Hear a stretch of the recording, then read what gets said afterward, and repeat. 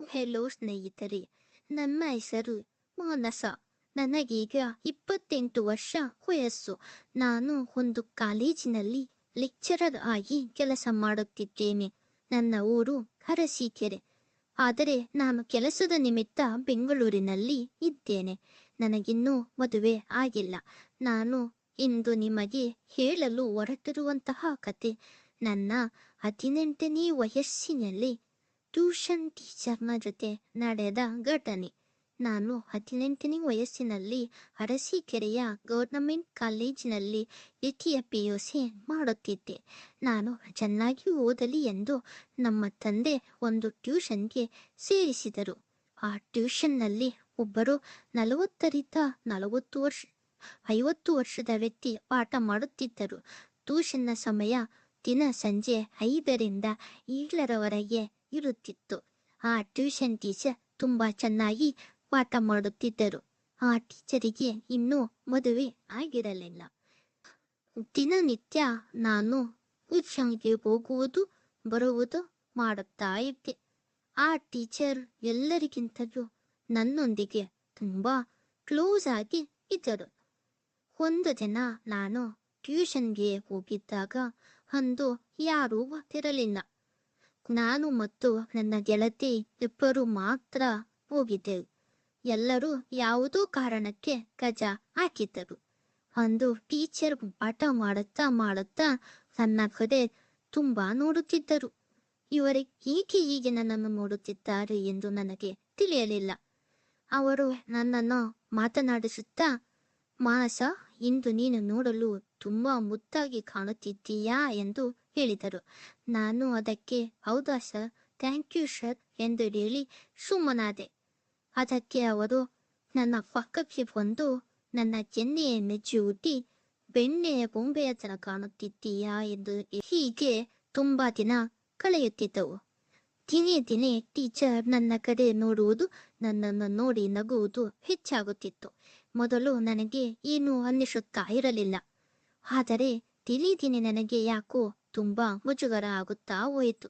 ಒಂದು ದಿನ ಟೀಚರ್ ನನ್ನನ್ನು ಕರೆದು, ನಾಳೆ ನಾನು ಸಂಜೆ ಟ್ಯೂಷನ್ ತೆಗೆದುಕೊಳ್ಳಲು ಆಗುವುದಿಲ್ಲ. ನಾನು ಯಾವುದೋ ಕೆಲಸದ ಮೇರೆಗೆ ಆಚೆ ಹೋಗುತ್ತಿದ್ದೇನೆ. ಬೆಳಗ್ಗೆ ಟ್ಯೂಷನ್ಗೆ ಬಾ ಎಂದು ಹೇಳಿ ಕಳುಹಿಸಿದರು. ನಾನು ಅವರ ಮಾತಿನಂತೆಯೇ ಬೆಳಗ್ಗೆ ಎದ್ದು 7 ಗಂಟೆಗೆ ಟ್ಯೂಷನ್ಗೆ ಹೋದೆ.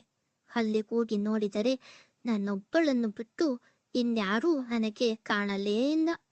ನಾನು ಸರ್ನ ಕೇಳಿದೆ, ಸರ್, ಯಾಕೆ ಯಾರೂ ಬಂದೇ ಇಲ್ಲ ಎಂದೆ. ಅದಕ್ಕೆ ಅವರು, ಗೊತ್ತಿಲ್ಲ, ನಾನು ಎಲ್ಲರಿಗೂ ಬರುವುದಕ್ಕೆ ಹೇಳಿದೆ, ಆದರೆ ಯಾರೂ ಬಂದಿಲ್ಲ. ಬಾ, ನಿನಗೆ ಪಾಠ ಮಾಡುತ್ತೇನೆ, ಕುಳಿತುಕೋ ಎಂದು ಹೇಳಿದರು. ನನಗೆ ಸ್ವಲ್ಪ ಅನುಮಾನ ಉಂಟಾಯಿತು.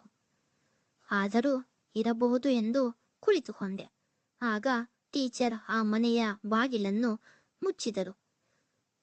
ನಾನು ಆಚೆ ಏನೋ ಶಬ್ದ ಇರಬೇಕು ಎಂದು ಅದಕ್ಕೆ ಮುಚ್ಚಿರಬೇಕು ಎಂದು ಸುಮ್ಮನಾದೆ. ಟೀಚರ್ ಪಾಠವನ್ನು ಮಾಡುವುದಿತ್ತು ನನ್ನನ್ನೇ ನೋಡುತ್ತಾ 10 ನಿಮಿಷದವರೆಗೂ ಕುಳಿತುಕೊಂಡಿದ್ದರು. ನಾನು ಅದಕ್ಕೆ, ಯಾಕೆ ಸರ್ ಸುಮ್ಮನೆ ಕುಳಿತುಕೊಂಡಿದ್ದೀರಿ, ಪಾಠವನ್ನು ಮಾಡಿ ಎಂದು ಹೇಳಿದೆ. ಅದಕ್ಕೆ ಅವರು, ಇಷ್ಟು ದಿನ ಪಾಠ ಮಾಡಿದ್ದು ಸಾಕು, ಇವತ್ತು ಒಂದು ದಿನ ಆದರೂ ಒಂದು ಆಟ ಆಡೋಣ ಎಂದು ಹೇಳಿದರು. ನಾನು ಅದಕ್ಕೆ, ಯಾವ ಆಟ ಸರ್ ಎಂದು ಕೇಳಿದೆ. ಅದಕ್ಕೆ ಅವರು, ನಾನು ನಿನ್ನ ಕಣ್ಣಿಗೆ ಬಟ್ಟೆ ಕಟ್ಟುತ್ತೇನೆ, ಕಟ್ಟಿ ನಿನ್ನ ಕೈಗೆ ಕೆಲವೊಂದು ವಸ್ತುಗಳನ್ನು ಕೊಡುತ್ತೇನೆ. ನೀನು ಕಣ್ಣು ಮುಚ್ಚಿಕೊಂಡು ಆ ವಸ್ತುಗಳು ಯಾವುದು ಎಂದು ಹೇಳಬೇಕು ಎಂದು ಹೇಳಿದರು. ನಾನು ಅದಕ್ಕೆ ಸರಿ ಸರ್, ಆಯ್ತು ಎಂದು ಹೇಳಿದೆ. ಅದಕ್ಕೆ ಅವರು ನನಗೆ ಮೊದಲು ಕಣ್ಣಿಗೆ ಬಟ್ಟೆ ಕಟ್ಟಿ ಮೊದಲು ಒಂದು ಪುಸ್ತಕವನ್ನು ತೆಗೆದು ನನ್ನ ಕೈಗೆ ಇಟ್ಟರು.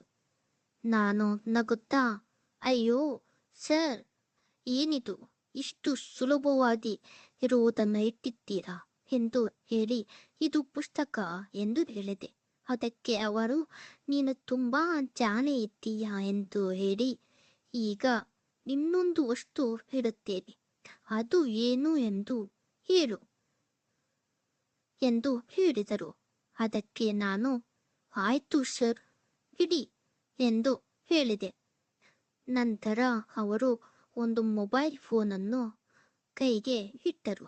ನಾನು ಮತ್ತೆ ನಗುತ್ತಾ, ಅಯ್ಯೋ ಸರ್, ಇದು ಕೂಡ ನನಗೆ ಗೊತ್ತು, ಇದು ನಿಮ್ಮ ಮೊಬೈಲ್ ಫೋನ್ ಎಂದು ಹೇಳಿದೆ.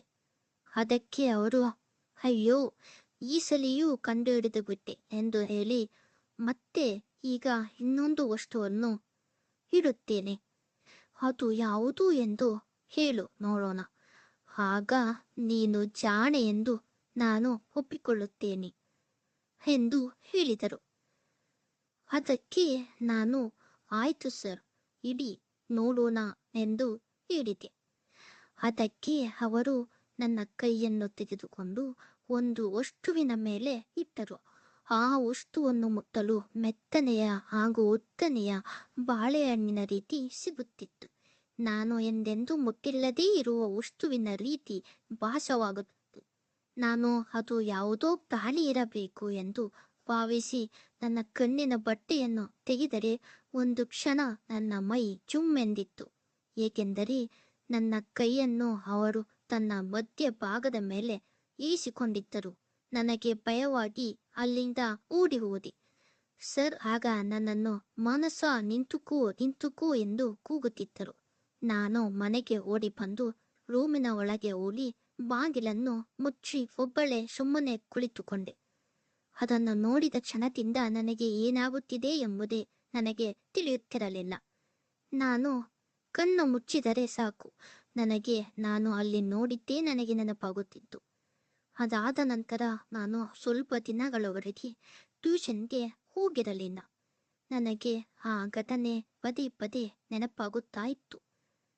ಒಂದು ಕಡೆ ನೆನಪಾಗಿ ಭಯವಾದರೆ ಮತ್ತೊಂದು ಕಡೆ ಅದನ್ನು ಮತ್ತೆ ನೋಡಬೇಕು ಎಂಬ ಆಸೆ ಎಲ್ಲೋ ಒಂದು ಕಡೆ ಅನಿಸುತ್ತಾ ಇತ್ತು. ಆದರೆ ಯಾಕೆ ಹಾಗೆ ಅನಿಸುತ್ತಾ ಇತ್ತು ಎಂದು ನನಗೆ ತಿಳಿಯಲಿಲ್ಲ. ನಾನು ಸ್ವಲ್ಪ ದಿನಗಳು ಕಳೆದ ನಂತರ ಮತ್ತೆ ಟ್ಯೂಷನ್ಗೆ ಹೋದೆ. ಟ್ಯೂಷನ್ ಟೀಚರ್ ನನ್ನನ್ನು ನೋಡಿದ ಕೂಡಲೇ ಒಂದು ಕ್ಷಣ ಗಾಬರಿಯಾಗಿ ನನ್ನ ಹತ್ತಿರ ಬಂದು, ಮನಸ ಚೆನ್ನಾಗಿದ್ದೀಯಾ ಎಂದು ಕೇಳಿದರು. ಮತ್ತೆ ಯಾಕೆ ಇಷ್ಟು ದಿನ ಟ್ಯೂಷನ್ಗೆ ಬಂದಿರಲಿಲ್ಲ ಎಂದು ಕೂಡ ಕೇಳಿದರು. ನಾನು ಅದಕ್ಕೆ ಏನೂ ಮಾತನಾಡಲಿಲ್ಲ, ಸುಮ್ಮನೆ ಕುಳಿತುಕೊಂಡಿದ್ದೆ. ಅಂದು ಟ್ಯೂಷನ್ ಮುಗಿದು ಎಲ್ಲರೂ ಮನೆಗೆ ಹೋದರು. ನಾನು ಮನೆಗೆ ಹೋಗಲಿಲ್ಲ, ಅಲ್ಲೇ ಕುಳಿತುಕೊಂಡಿದ್ದೆ. ಆಗ ಟೀಚರ್, ಯಾಕೆ ಮನಸ ಇನ್ನೂ ಹೋಗಿಲ್ಲ, ಇಲ್ಲಿ ಇದ್ದೀಯಾ ಎಂದು ಕೇಳಿದರು. ನಾನು ಅದಕ್ಕೆ, ಸರ್ ಅವತ್ತು ಆಡಿದ್ದೀವಲ್ಲ ಆ ಆಟ ಅಂತ ಹೇಳಲು ಹೊರಟಾಗ ಅವರು ಗಾಬರಿಯಿಂದ, ಯಾಕೆ, ಯಾರಿಗಾದರೂ ಹೇಳಿದೆಯಾ ಎಂದು ಕೇಳಿದರು. ಅದಕ್ಕೆ ನಾನು, ಇಲ್ಲ ಸರ್, ಆ ಆಟವನ್ನು ಮತ್ತೊಮ್ಮೆ ನಾವಿಬ್ಬರು ಆಡೋಣ ಎಂದು ಕೇಳಿದೆ. ಅದಕ್ಕೆ ಅವರು ನಗುತ್ತಾ, ಹೂ, ಪರವಾಗಿಲ್ಲ ಮನಸ, ನೀನು ತುಂಬ ದೊಡ್ಡವಳಾಗಿದ್ದೀಯಾ ಎಂದು ಹೇಳಿ, ಸರಿ ಆಯಿತು ಆಡೋಣ ಎಂದು ನನ್ನ ಕಣ್ಣಿಗೆ ಬಟ್ಟೆ ಕಟ್ಟಲು ಬಂದರು. ನಾನು ಅದಕ್ಕೆ, ಸರ್, ಇವತ್ತು ನಾನು ನಿಮ್ಮ ಕಣ್ಣಿಗೆ ಬಟ್ಟೆ ಕಟ್ಟುತ್ತೇನೆ, ನೀವು ಯಾವ ವಸ್ತು ಎಂದು ಹೇಳಿ ಎಂದು ಹೇಳಿ ಅವರ ಕಣ್ಣಿಗೆ ಬಟ್ಟೆಯನ್ನು ಕಟ್ಟಿದೆನು. ಮೊದಲು ಅವರ ಕೈಗೆ ಒಂದು ಪೆನ್ನನ್ನು ಇಟ್ಟೆ. ಅದಕ್ಕೆ ಅವರು ನಗುತ್ತಾ, ಇದು ಪೆನ್ ಎಂದು ಹೇಳಿದರು. ನನಗೆ ಬೇರೆ ಏನಾದರೂ ಕೈಗೆ ಇಡು ಎಂದು ಕೇಳಿದರು. ಹೌದಾ, ಸರಿ ಆಯ್ತು ಸರ್ ಎಂದು ನಾನು ಅವರ ಕೈಯನ್ನು ನನ್ನ ಎದೆಯ ಭಾಗಕ್ಕೆ ಇಟ್ಟೆ. ಅವರಿಗೆ ಅದು ಏನು ಎಂದು ಗೊತ್ತಿದ್ದರೂ ಅವರು ನಾಟಕ ಮಾಡುತ್ತಾ, ಅಯ್ಯೋ, ನನಗೆ ಇದು ಏನು ಎಂದು ತಿಳಿಯುತ್ತಿಲ್ಲ ಎಂದು ಆ ಭಾಗವನ್ನು ಮುಟ್ಟುತ್ತಾ ಸವರುತ್ತಾ ಇದ್ದರು.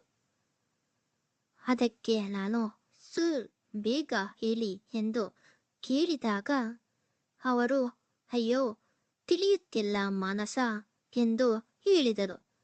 ಅದಕ್ಕೆ ನಾನು ಸರಿ ಆಯ್ತು, ಈಗ ಇನ್ನೊಂದು ಅಷ್ಟು ಇಡುತ್ತೇನೆ ಎಂದು ನನ್ನ ಸೊಂಟದ ಕೆಳಭಾಗಕ್ಕೆ ಅವರ ಕೈಯನ್ನು ತೆಗೆದುಕೊಂಡು ಅಲ್ಲಿಯೇ ಇಟ್ಟುಕೊಂಡೆ. ಅವರು ಅಯ್ಯೋ ನನಗೆ ಇದು ಏನು ಎಂದು ತಿಳಿಯುತ್ತಲೇ ಇಲ್ಲ ಎಂದು ಆ ಜಾಗವನ್ನು ಸವರುತ್ತಾ ಇದ್ದರು. ಅಷ್ಟರಲ್ಲಿ ನನಗೆ ಮನೆಗೆ ಹೋಗಲು ತಡವಾಯಿತು ಎಂದು ಸರ್ ನಾಳೆ ಬೇರೆ ಆಟ ಆಡೋಣ ಎಂದು ನಾನು ಅಲ್ಲಿಂದ ಹೊರಟೆ. ಮುಂದಿನ ಭಾಗ ಬೇಕಾದಲ್ಲಿ ಪಾರ್ಟ್ 2 ಎಂದು ಕಮೆಂಟ್ ಮಾಡಿ.